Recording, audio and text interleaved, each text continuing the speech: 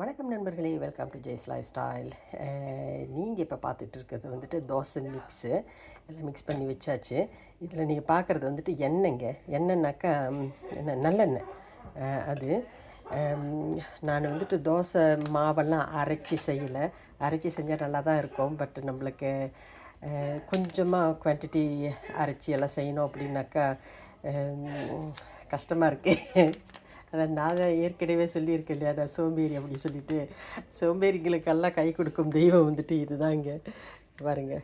ஓகேவா? அப்புறம் நல்லெண்ணெய் வந்துட்டு இந்த நல்லெண்ணெய் தான் பாவிக்கிறேன் நான். ஓகே, இது கண்டிப்பாக ஒரு விஷயம் சொல்லணும். ரொம்ப வருஷத்துக்கு முன்னே எனக்கு ஒரு பாட்டில் இந்த மாதிரி கிடச்சிது. அதை வந்துட்டு அப்படி பொத்தி பொத்தி நான் பாவித்தேன். அதாவது எதுக்கு நான் இப்படி சொல்கிறேன்னாக்கா, ரொம்ப கம்மியாக போட்டு போட்டு அது ஒரு வருஷத்துக்கு மேலேயே நான் வச்சு பாவிச்சேங்க. ஒரு வருஷம் 1.5 வருஷம் இருக்கும். ஏன்னா அந்த டைமில் வந்துட்டு இந்த எண்ணெய்லாம் கிடைக்கிறதுக்கு அவ்வளோ அபூர்வமாக இருந்தது. நான் வந்து இங்கே ஸ்வீடனுக்கு வந்துட்டு ஒரு 30 வருஷத்துக்கு மேலே ஆகுது. அந்த டைமில் சொல்கிறேன் நான். அப்போ இதெல்லாம் கிடைக்கிறதுக்கு ரொம்ப கஷ்டமாக இருந்தது. மொதல் பாட்டில் வந்துட்டு எனக்கு இது கிடச்சிது. என்னோடய ஃப்ரெண்டு தான் கொடுத்தாங்கன்னு நினைக்கிறேன். இங்கே இருக்காங்க, சவுத்தில் இருக்காங்க, அவங்க கொடுத்தாங்க. அதை வச்சுட்டு நான் அவ்வளோ வருஷம் பாவிச்சேங்க. எனக்கு இதில் என்னன்னாக்கா, எங்கள் அம்மா நான் இங்கே மலேசியாவில் இருக்கும்போது, எங்கள் அம்மா உயிரோடு இருக்கும்போது, சின்ன பிள்ளையாக இருக்கும்போது நான் ஃப்ளாஷ்பேக் ஓடுது பாருங்கள்.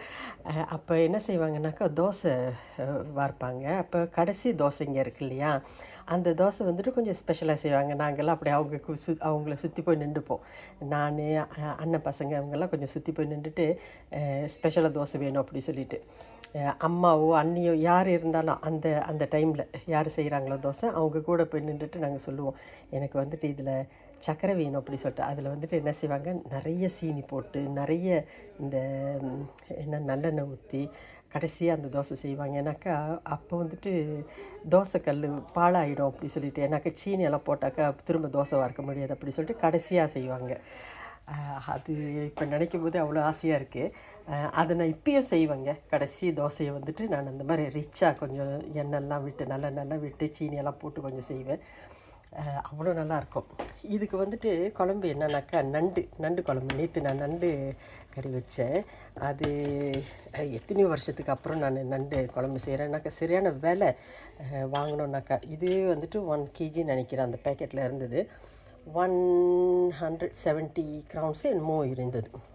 பரவாயில்ல, ஏதோ நல்லா இருக்குது சாப்பிட்றதுக்கு. நேற்று அப்படி குறித்து சாப்பிட்டுட்டு இருந்தேன். சின்ன சின்ன காலெல்லாம் இருக்குல்ல, கொடுக்குன்னு சொல்லுவாங்க இல்லையா, சின்ன சின்ன கொடுக்கா, அதெல்லாம் அப்படி ஆசையாக வச்சு நான் சாப்பிட்டுட்டு இருந்தேன். சரிங்க, நம்ம அடுத்த வீடியோவில் சந்திப்போம். அதுவரை வணக்கம்.